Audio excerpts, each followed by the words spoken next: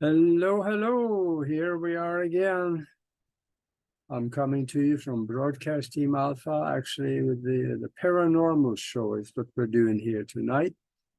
And we are coming to you from about 44, I think, different platforms because we're also transmitting on Conscious Awakening Network. And that is a wonderful place. You've got to go visit it. They have about 30, it's about 45 or so different shows that cover everything from one end to the other end of what you want to know about the paranormal and the spiritual and the UFOs and everything else. It's right there at consciousawakeningnetwork.org. And if you are watching this on YouTube, please subscribe and click the bell because then you will know when the next videos are coming and the next shows are coming. And today I'm going to talk about something that I hardly ever talk about. I have done it a few times on different shows. I did a show on Coast to Coast AM where I talked about this subject, which is astral travel. And we can kind of lump it together in one term, astral travel. But it is not necessarily astral travel, because it may be also what some people call soul travel or consciousness travel. Because if you are actually doing an astral travel journey, which you very often do at night when you sleep, same thing with the consciousness travel, it goes places and do things, you learn and you observe and you do things. And then you come back to the body or in the vicinity of the body when you wake up. Now, the astral body is attached. It has an affinity, I should say, to the physical body. So if the astral body leaves the physical body, it still is attached to the physical body by a silvery cord, a silvery thread. So you could go someplace and you can observe and see and you can participate in different things. But there's one tricky thing that I'm going to tell you here that might help you if you are doing astral travel and don't remember a lot when you come back. Then you need to know this. And that is that one of the big reasons that you astral travel at night, come back and don't remember, is because you think it's a dream, for one thing. But also, it's because the information you see out there and what you experience has to be fed back from the astral vehicle, fed back through the silvery cord back to the physical brain to get lodged so it can become memories. If it is not loaded back through the silvery cord, it's probably never recorded as a memory, and you may not remember. So if you're doing an astral journey, tell yourself beforehand, before you go out, first of all, you got to know where to go. Decide on where you want to go and what you want to see and what you want to observe or participate in. And then tell yourself, I will feed the information back so I have perfect recall of everything and I see and experience on my journey. You say something like that, use your own words so it's familiar to you. Say something like that. The astral vehicle actually has no intelligence of its own. It only operates from memory. So if you say that,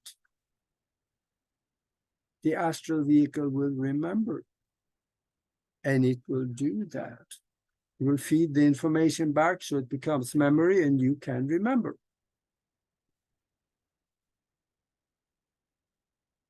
Think about that. And this is something that some people have astral journeys without even just trying. They just suddenly wake up one time and find themselves outside of the body. Very often, totally identical to a near-death experience. And then there are people like me that have to practice and practice and practice for well over a month. I was doing it every night before I went to bed. And then I found myself outside of my body. I looked back at myself and it scared the daylights out of me because I thought, wow, did I die? So I hurried back, and then I did it again. And then I was a little more observant and I started moving around in the house and just seeing things. And I thought, this is neat. I'm going to do more of this.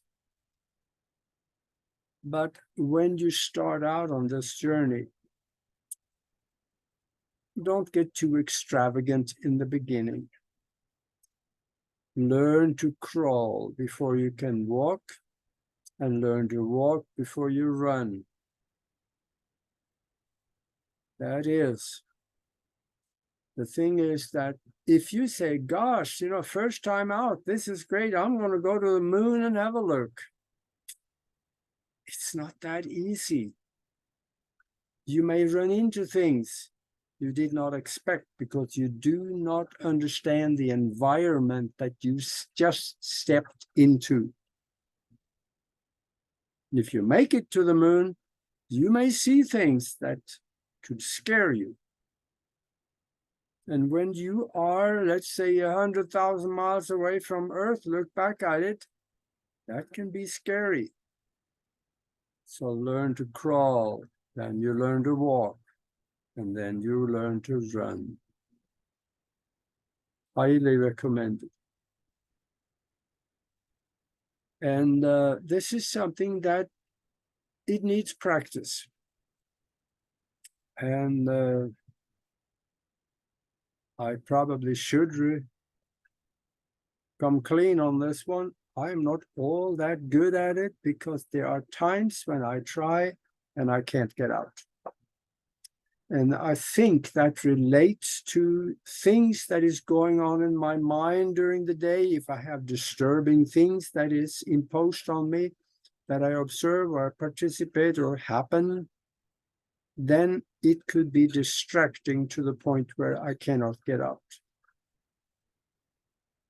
And this is probably common. I had long discussions with a guy that taught me quite a few things about this kind of travel. His name is Barry Kraft. He runs a radionic shop in England right now. He was in the US in Chicago before, and we had long talks. In fact, I bought a radionic computer from him, a Mark 12, which is one of the good ones. And he told me a lot of things what I could expect out there. And it came in handy. Because when you get out the first time, it's a totally different environment. You find yourself, you don't walk anymore. You float through the room. You may try to walk because that's so familiar. You feel like I should be walking, but it doesn't work. You can't take steps. They just, feet rotate above the floor, and then you find out, oh, okay, I'll just think myself through the wall into another room. You can do that. And where you end up usually first is in the the astral world outside of the physical, slightly higher in vibration than what the physical is. And there are other entities there. There are spiritual things and entities. I said things because they may not be entities. They may never have had a physical body. And they are curious about this. They observe you. They know what you are. And they try to communicate, ask questions. Because we have qualities they never could imagine, like emotion, love, and other things. And that's the same with disembodied entities that hang around, that haven't found their way home yet. They are also there. And they are usually very frustrated. They don't know really where they are. They don't know what's going on. So if they see you there, they will try to communicate with you because they have questions. You can get a question that says, hey, can you tell my wife I'm okay? Well, do you want to do that? Or do you want to be an errand boy? Or do you want to just tell them, you don't belong here? You need to find your way home. And there's a way to do that. But these entities out there, in the beginning, I would highly recommend don't communicate, don't talk to them because they are very needy. They need you. They need information. They need assurances that they're going to be okay. They need, and they need. And my observation is that no highly spiritual being will ever hang around in the astral world because it's not a good place to be. The entities that usually hang around there are people that have no clue about spirituality, the different levels of existence. In other words, atheists. Think about that. If you're an atheist and you stumble onto this show, you better think again, because what if you were wrong and you find yourself in a place like that? Here's what you can do. You could use the telephone. The telephone. Yes, there is, I'm calling it the spiritual telephone. Because nothing is physical anymore. It is now a form of mental telepathy. That's how you communicate, mind to mind. And then if somebody wants to contact somebody there, create a mental image of the person right in front of you. If you run into somebody and you want to help them to go home, do this. You might help them. Tell them to visualize somebody that they really care for or they really love. And you know that the other person loves them also. Visualize that person. That could be their mom. Everybody loves their mom. So visualize that person. Tell them to do that. And then tell them to send a mental message to that person. Come and get me. Wherever that person is, they just might get the message because they are closer embedded in the quantum field than you are here. So tell them, visualize their mom and tell her, and have them build up a feeling of love in their mind. They still might remember how to do that, even though they're disembodied. So tell them, come and get me. If their mom get the message, she will come and visit and tell them, yep, you don't belong here, come with me. What's going to happen is that you are going to end up where she is. If she has not gotten too far up the spiritual ladder, that's where you're going to be. But it is a step up for that person. And there's more to learn there. Once they make it through on the other side, they will feel the love, they will feel the compassion. It's going to be a wonderful feeling, and they're going to feel home. So that's one way you can help them. But then we have also, here in the physical, we have something that is called ghosts. Those are usually those entities, those disembodied spirits that is confused and they don't know where they are and they're needy. They want to get your attention so they can possibly be able to get some information for you about what do I do now, or anything that they may need.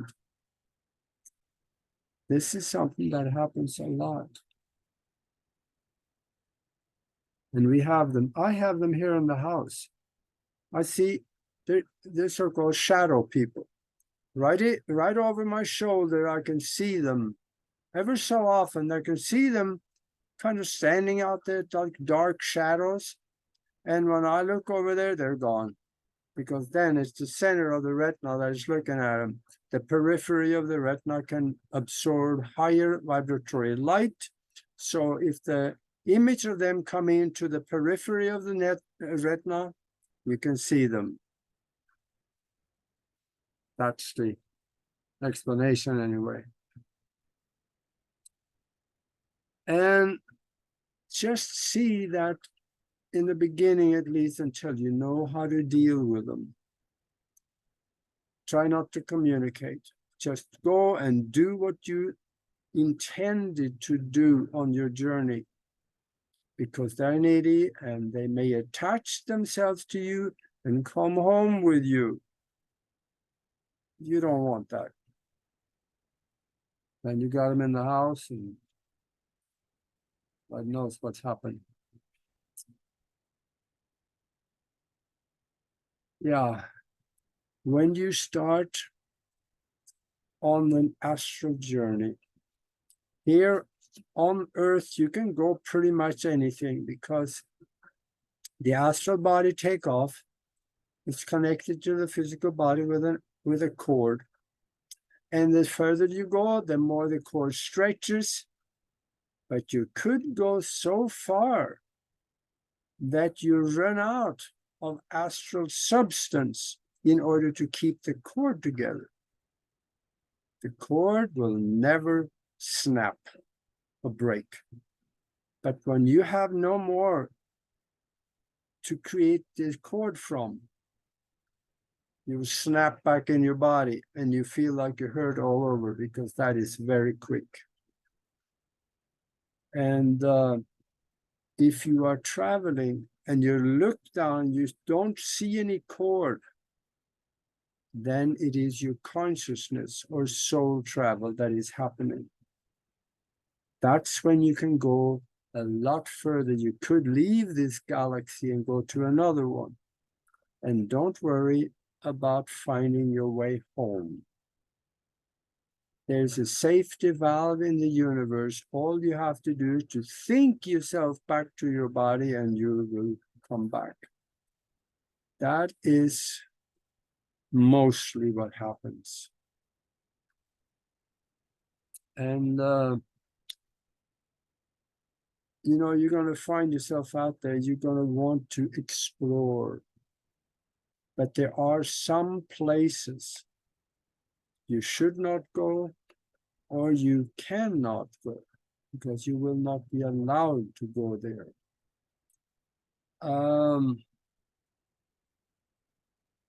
If somebody was stupid enough to find themselves out there and say, hey, I want to see hell,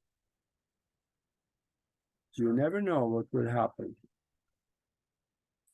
So even though hell, as it is explained in the Bible, is a mind-created thing because of what was created in the book in 325. But still there are places that you can create in your mind that looks like that, and you might find yourself in a place like that. So I will highly recommend not to do it. But there are other places, like if you try to, well, this is my experience. I tried to get into the White House in Washington. And evidently, that was back during the Clinton. Yeah, it was Clinton. The White House is being guarded because when I got close, there were two other people that came out and they met me. They were floating up to where I was. They were consciousness traveling too. And they told me, no, go home. I was not allowed in.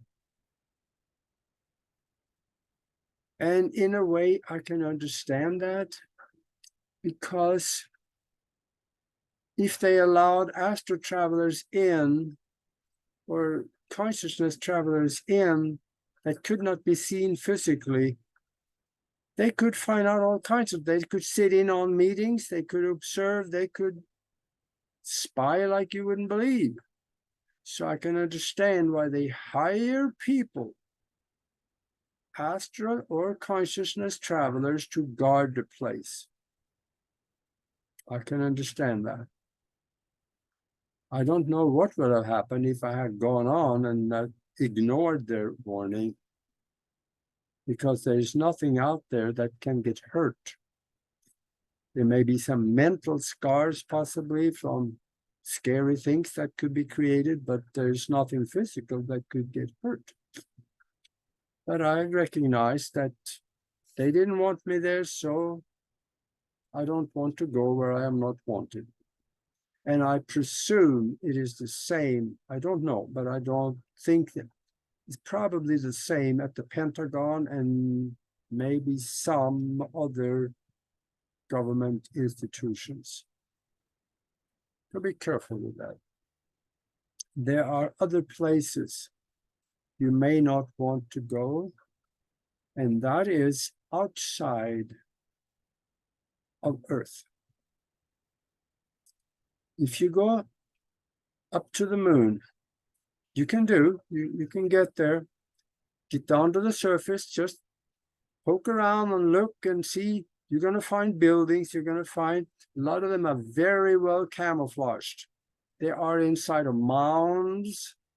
And also there are big, huge, mile-long and mile-wide square buildings that look like at least 20, 30, 40, 50 feet, stories high. These are manufacturing places mostly. There are probably a couple of million, maybe more people living on the moon. And I wanted to go there to observe something that I had seen a NASA print of. That was the first time I tried it. I wanted to go there. And I think that's probably, if you go to broadcastteamalpha.com, you will find it in the picture gallery.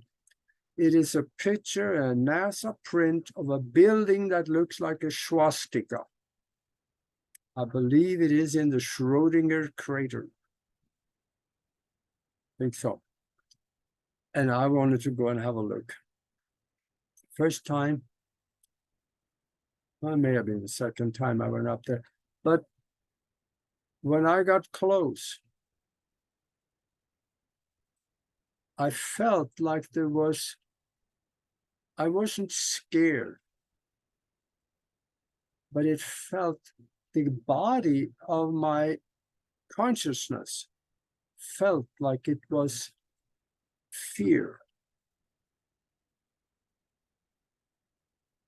And when I got, because not the whole, this one is about a couple of miles, well, maybe over a mile long, each arm of the swastika.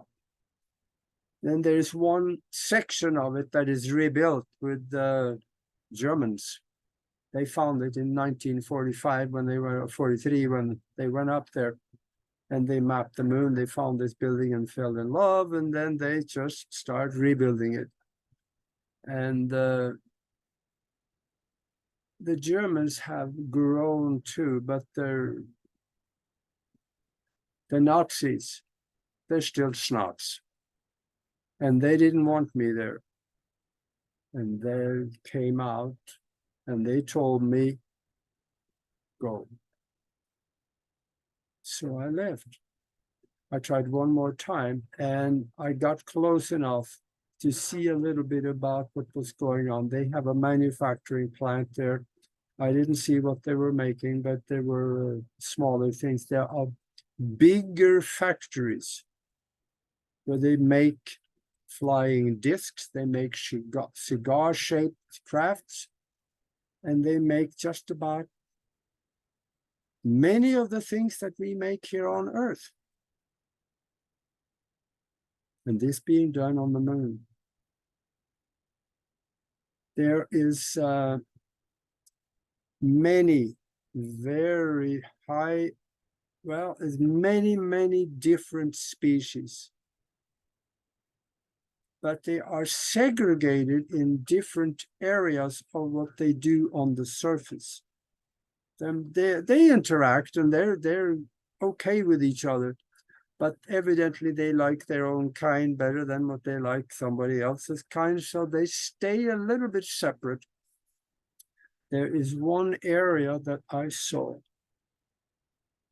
where it's a manufacturing facility where they make something they call it food.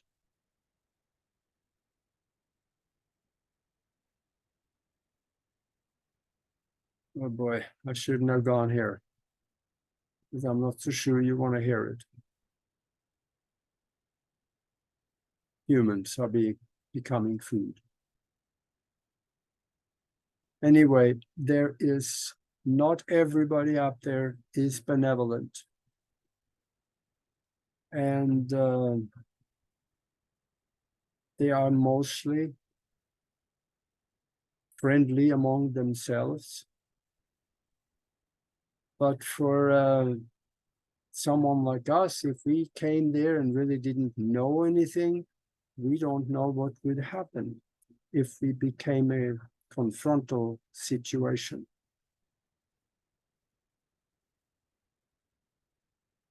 I did not see any small private homes. There probably is some, but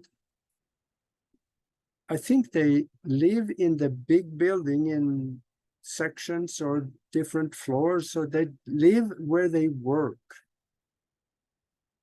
Because I didn't see any of it. And the big thing about doing this is don't be afraid.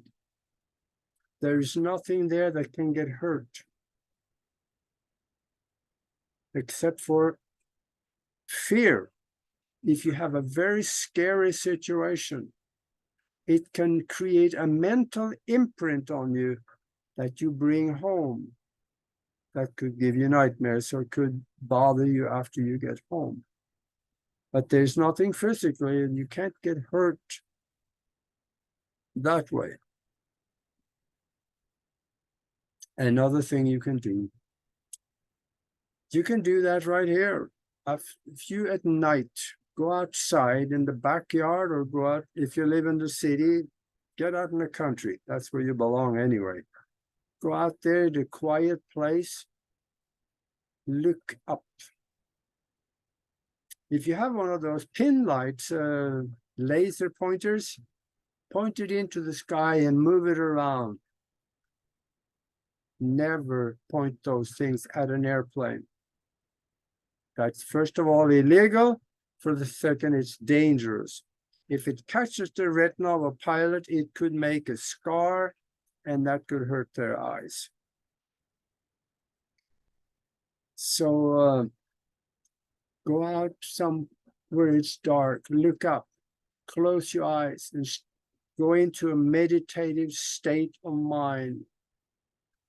Visualize, let's say, a lit up cigar sitting in the sky above you.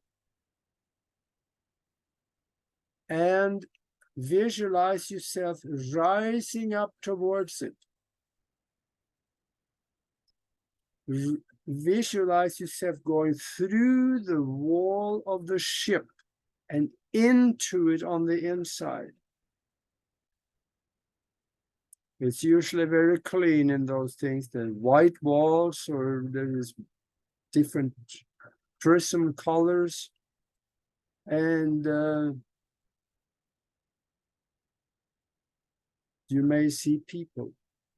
But visualize people in those things that look like you do. You don't want to go and visit someone that is an insectoid or a small gray or something like that. It is an impression that makes not necessarily all that positive vibration in your mind. And I have approached these ships, and they really don't like you there. They usually just send you away. But there was one, and I don't think I've ever hardly talked about this. There were one that I got inside. There were people looking like me, just like me. They had the skin tight suits on and stuff. They saw me, and they totally ignored me.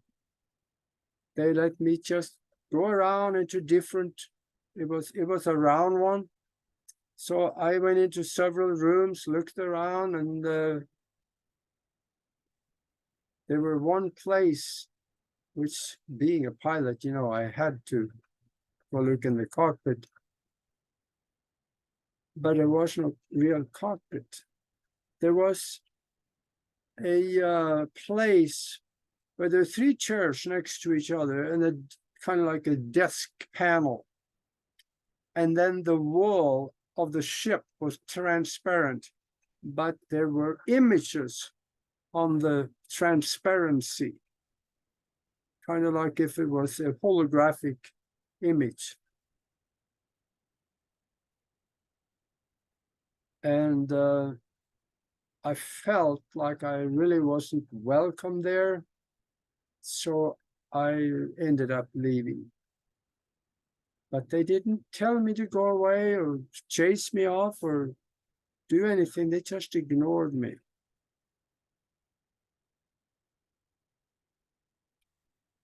That's the thing. Once you start practicing these things, there's a new world, literally a new world opening up for you. You're going to find out that what you see around you every day, that's not all there is. The sky is full of ships. You just can't see them. Actually, yes, there's a way you can see them. Get your hand on a 4th generation night vision goggles, because that particular piece of equipment, the night vision goggle with a 4th generation, can see higher up into light spectrum than what your eyes can. And you go out at night, point that into the sky and have a look, and you'll see there's a traffic jam up there. There's ships going in all different directions, and you will see them.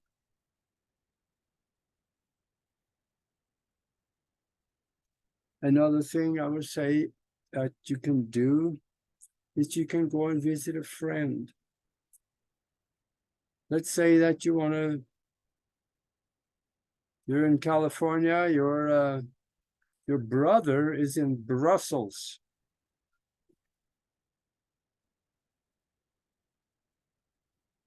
Go visit him. But I would highly recommend, again, call him first and say, I'm doing this thing about astral travel. Do you mind if I come and have a look and meet you there? Chances are that he's already caught your vibration and he's doing it too. Ask them first if you can.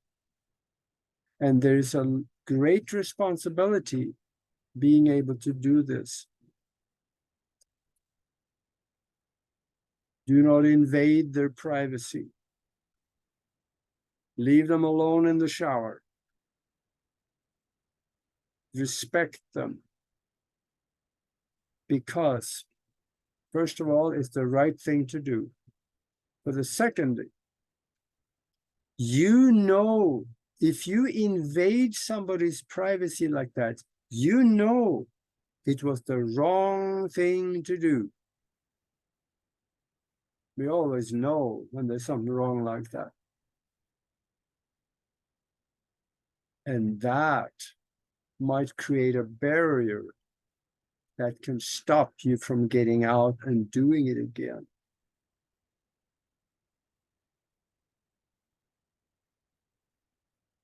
So think about that.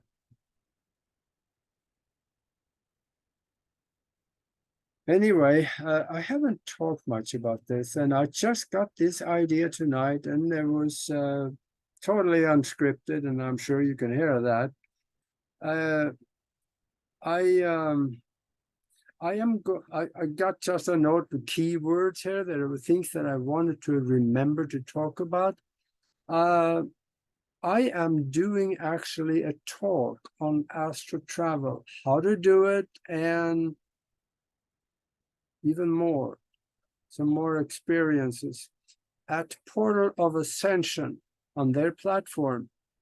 And it's going to be on October the 21st on, of course, this year, 2023. So if you see this later, then go to Portal to Ascension and go to that date and you can see it. And I also, on the Mastermind Connection that Norilov and I created, I teach a class on how to do astral travel or consciousness travel. It's really very simple. Very simple. But I didn't say easy because you're the one that have to do the effort. You got to practice. It is not that difficult to practice. It's just small mental rituals you got to go through. And then you start visualizing yourself moving out of the body and do whatever you want to do. So there is something to this that if you go to, in fact, the best way to do this is go to the Mastermind, actually, better yet, send us an email. And I will send you the information and a link so you can come and join us in the Mastermind. And we do incredible things there. And in the Mastermind, as a member of the Mastermind, you can take these classes. It is not open for everybody. Because this is something that is really special. And there's a lot of responsibility with it. We prefer to see that there are responsible people that learn how to do this. So send an email to themastermindconnection@gmail.com. themastermindconnection@gmail.com. I will send you some information about the Mastermind and a link to come and check it out. And then we will tell you how you can learn the astral travel or the consciousness travel. We have those classes on broadcastteamalpha.com under classes. But going there, you can't see it because you got to be a member of the Mastermind Connection first. And it's just a normal little bitty fee to be able to do this, because that's trade of energy. Money is also energy. So that's all it takes. And if you made it to the end of my talk here, chances are that you're going to send me an email also. And I would love to hear from you. So now, please subscribe on YouTube, and then we will see you on Tuesday nights at 8 o'clock East Coast time on the Broadcast Team Alpha Show.